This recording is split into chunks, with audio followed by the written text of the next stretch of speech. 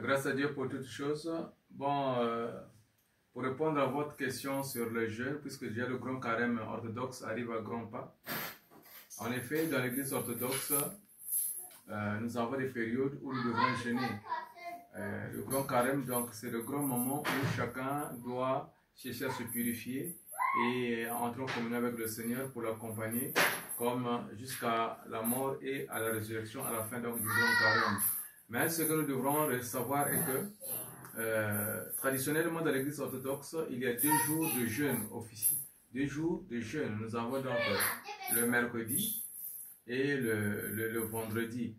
Ça c'est pour nous qui sommes dans la vie civile, mais pour ceux qui sont dans les monastères, il y a déjà même le lundi, le mercredi et le vendredi.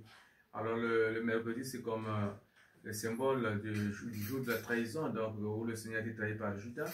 Et le vendredi, c'est la crucifixion de notre Seigneur Jésus-Christ. Pourquoi nous jeûnons? Nous jeûnons pour rappeler notre être à l'esprit. Parce que nous avons, l'homme est composé de 3 parties, et le corps, l'âme et l'esprit. Et parmi donc, les 3 entités que nous avons, le corps, c'est la partie la plus faible.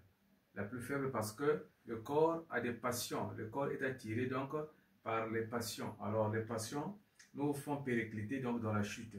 C'est pourquoi constamment, nous devrons rappeler donc au corps que la vie n'est pas seulement ce que nous croyons voir, mais la vie c'est autrement, préparer aussi le salut, son propre salut. L'apôtre Paul dit qu'il y a antagonisme entre les désirs de la chair et les désirs donc de l'esprit.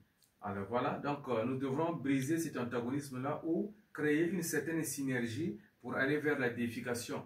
Ce n'est pas une façon de mépriser le corps que Dieu nous a donné. Au contraire, le corps que Dieu nous a donné est très précieux. Nous devrons le garder parce que c'est le temple du Saint-Esprit. Alors, pour maintenir le Saint-Esprit en nous, il faudrait bien que nous puissions mettre des garde-fous. Des garde-fous, donc éliminer tout acte qui peut nous attirer vers la chute.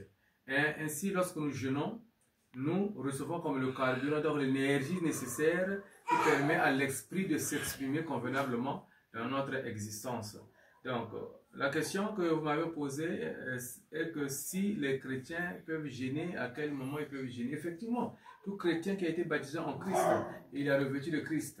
Alors, il doit travailler pour son propre salut. Travailler pour son propre salut, c'est donc entrer en communion avec les enseignements que l'Église a mis en place, qui nous permettront plutôt d'accéder au salut éternel. Alors, parmi les grandes périodes que nous avons dans notre calendrier ecclésiastique, nous avons donc la grande période du grand carême, en dehors donc du mercredi, du jeudi et du vendredi, où naturellement nous devrons jeûner.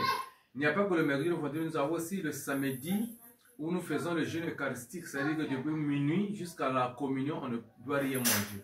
On ne doit rien manger parce que nous devons préparer le corps à recevoir donc le corps du Christ qui est notre Maître et notre Seigneur. Alors, pendant ces périodes du grand carême, il y a des prières spécifiques qui doivent être dites, il y a des livres spécifiques qui doivent être utilisés, notamment dans le triomphe que nous devrons exploiter pour aller pas à pas jusqu'à la semaine sainte et jusqu'à la résurrection du Seigneur. C'est pourquoi dans l'église orthodoxe, la Pâque est considérée d'une manière générale comme étant la plus grande fête parce que nous participons. Ce n'est pas pour nous les orthodoxes, ce n'est pas une commémoration que nous faisons, mais au contraire, nous revivons le mystère. Nous revivons le mystère et nous ressuscitons ensemble avec le Christ dans la joie pascale. Voilà, donc c'est pourquoi nous devrons jeûner. Effectivement, quand on fait le jeûne, il y a des restrictions. Les restrictions d'abord alimentaires, au niveau alimentaire. Voilà, on ne mange pas de la viande, on ne prend pas le vin, par exemple, on ne prend pas de l'huile. Voilà, on est donc dans les repas qu'on appelle les repas carémiques. Les repas carémiques, ce sont des repas simples que nous devrons ingérer, notamment les légumes, que nous devrons donc ingérer pour maintenir l'équilibre biologique du corps. Mais attention, lorsque nous jeûnons, nous devrons aussi faire un jeûne dans la pensée, une purification de la pensée, une purification de nos actes. Parce que l'action de ne pas manger ne justifie pas le jeûne à 100%.